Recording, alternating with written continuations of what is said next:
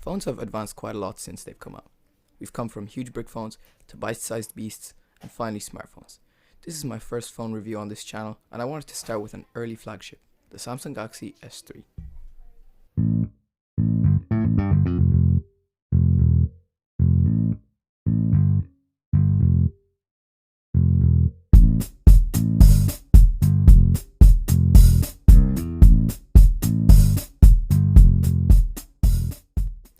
Hey guys, my name is Emmanuel, and here on this channel I upload tech videos which will mostly consist of smartphones and gaming consoles. So without further ado, let's start. The Samsung Galaxy S3 was released on May 29th of 2012.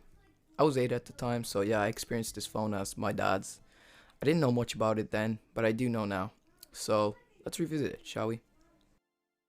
So hardware wise, the phone has a cheap plastic back which you can pop off and remove the battery and reinsert it. So I could see why that was appealing back then, because phone battery replacements were very easy. Like, you didn't have to stop at a shop or anything to actually replace your battery. All you had to do was purchase a battery and just reinsert it, pop it back in. But then again, that does limit us from making our phones waterproof nowadays, so that's fairly obvious why they removed this feature. It had a 4.8-inch screen, which is 12.2 centimeters in the metric system. It was an AMOLED screen, which is pretty cool for a phone which was released all the way back in 2012. It's not something you would really expect. Comparing it to an S20 Ultra, which is now, they make them 6.9-inch screens. That's huge. Okay, and this S3 was considered a huge phone back then. It was considered massive, and to see the new phones, the S20 Ultra being 6.9 inches, almost 7 inches, that's like almost 2 inches bigger than that's mad. That's not even almost, I think that is 2 inches bigger, which is 17.5 centimeters in the metric system. The phone had a 720p resolution with a 306 ppi pixel density, which is very impressive for a phone that was made almost a decade ago. To be honest, it holds up pretty great. Like, sure, it's 720p, but it's very clear panel, and it being an OLED makes it even better. Like, the blacks are very black. Everything is very good about it, to be honest. Like, you wouldn't expect it. Sure, my screen is cracked and it makes it look that much worse, but trust me, it looks way better in person than what you'd expect from a phone in 2012. It's not that bad. So it's got a giant chin for the home button, obviously, and an identically sized forehead. And also it's got decent sized bezels. Now, this obviously was to make it more symmetrical, but honestly, now that when you think about it, phones could have been so much smaller back then if they just removed the home button, and if they knew anything about gestures, really. I think they did. There were, but they just mimicked like the home buttons, which it wasn't that great. It wasn't that good of a solution, and it just made phones look pretty ugly. What does not hold up on this phone, however, are the specs on the inside. So it has a Exynos 4 quad CPU clocked at 1.4 gigahertz and 1 solid gigabyte of RAM. These two components definitely do not serve the S3 justice nowadays.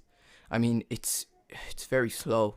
It's very, very slow. I mean, like, I do run Nova Launcher on this phone, so if you noticed, the phone looks a bit different compared to the TouchWiz launcher. Yeah, I'm running Nova Launcher. It also looks pretty ugly. I did make this sort of setup like 2 years ago. I started installing a bunch of Note 8 icons. Voice crack. A bunch of Note 8 icons, and so yeah, it looks very weird. It just looks very weird, but now that I think about it, it's pretty sad. Yeah, it's very slow. So you're very limited by software. Like, it does not look good. TouchWiz, we'll talk more about that when we get to software, but it just doesn't look good as a whole. And again, I have to keep stressing that it's very slow. It is way slower than you'd expect. It's got a 1.9 megapixel selfie camera, which my screen is cracked, and it's cracked just above the selfie camera, so you can't really take pictures with it. And it's also got an 8 megapixel rear camera. I took a picture of the artificial flowers I had with me at the time, so it looks, if I had to be honest, it looks kind of like a Chinese knockoff phone camera, that you like. They tell you it's like a Note 8 or an S20 Ultra, for example, and then you buy it and it kind of looks like this. But so apparently It also can do full HD 1080p recording, in which, in from what I can tell, is 30 FPS. So yeah, that's not that bad. I mean, but obviously it doesn't look pretty. I don't have any video footage right now. Like, I had nothing to film. But yeah, so aside from the plastic body, it's also made of a metal frame obviously, and on this inside there lies a 2100 milliamp battery. It hasn't been replaced, so the battery life on the phone is actually pretty terrible right now. But according to, well, the websites I was viewing to research, it apparently lasted 8 hours at launch. So that's pretty great. That's on par with the new phones these days. So that means, I guess, we just haven't come a long way with battery life, or I guess making things more efficient in the phone, like a CPU or something. I don't know. So also there is a dreaded micro USB on the phone. Horrible. It's just, dreaded, obviously.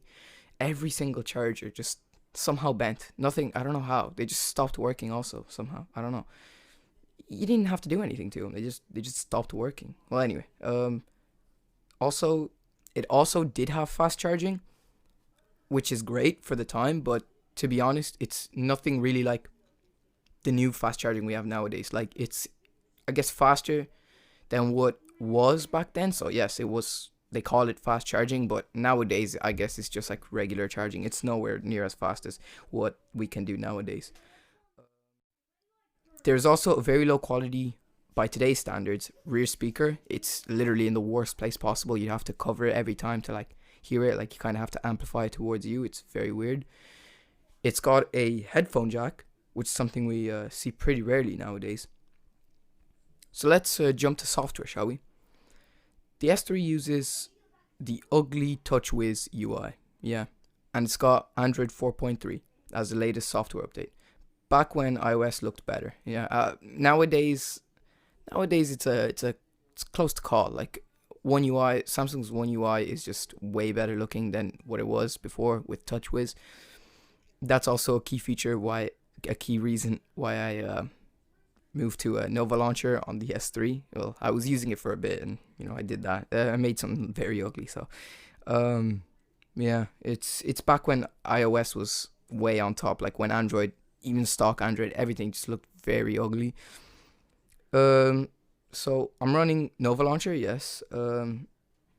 It's very outdated. The phone, yeah, it's just the software. Just from Google Apps to the camera app, using anything is like pretty much painful because it looks and feels slow. It's slow, right?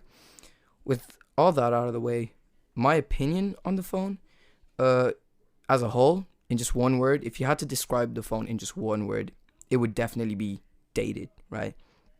There's a good kind of dated and a bad kind of dated. So like retro gaming would be the good kind, and this falls more on the bad side of dated. But there are some aspects that would fall into the good dated side, I guess, like the home button and the 720p OLED panel. It's, again, like I said before, it's actually a very good panel for what, for 2012. You genuinely wouldn't expect it. So also, I want to touch on the shape of the phone a bit. So it's very unique, I guess. It feels pretty great in the hand, unlike my daily driver, Samsung Galaxy Note 8. It's very like it's almost sharp on the edges. So when you want to watch like a video horizontally, it's painful, like physically painful. On the other hand, the S3 is very curved. Like, the curves on the edges are very noticeable, and they're very, when you hold it in your palm, it's very comfortable. So this phone does all it's supposed to do, but it's dated from all apps to the hardware you're working with. So in conclusion, this phone in 2020 has its pros and cons, but I find it hard to recommend it to someone where there are so many cheap secondhand phones out there that would trash this one. Like any flagship phone from 2 or 3 years ago that you could probably pick up for about €150 anyway here in Ireland, on your local buy and sell websites. So no, I would not quite recommend this phone to anyone unless you're like some sort of older phone enthusiast, or you have one lying around, or you have a very tight budget. Then yes, it's worth using, I guess.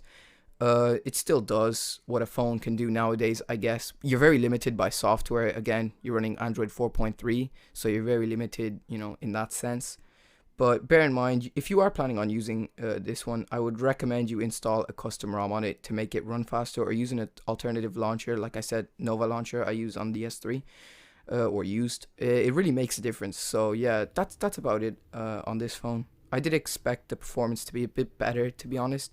Um, like when you actually say 2012, that 8 years ago, in the technology timeline, that's pretty long ago, but really that's just 8 years ago. So I guess I did expect a bit more, and my hopes were kind of shattered. It does not run as nowhere near as well as I expected it to. Like, games are laggy, like very simple games like Rider, they're very laggy. So yeah, I mean, if you like this video, please like and subscribe to support the channel so I can make more videos like this. And thanks for watching. So yeah, bye.